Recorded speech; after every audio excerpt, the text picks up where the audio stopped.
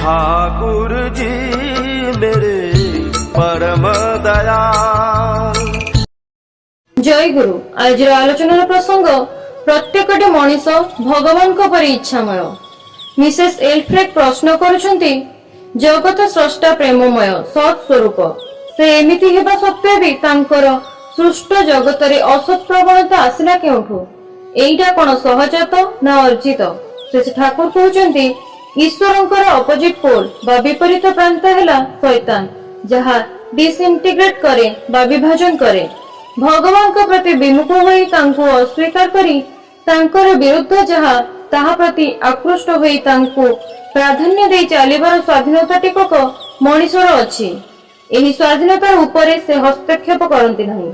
से जेमिति इच्छामय, प्रत्येकटी मनीष को सेमिति इच्छामय करि छाडिछंती। जेउ इच्छामय जेमिति इच्छा करे से इच्छामय सेमिति हुए, सेमिति पाए। विधिर अनुवर्तन रे, अनुसरण रे, अनुगमन रे। परम पिता विश्व विधाता आउ आमे हेलु स्व स्व विश्व विधाता।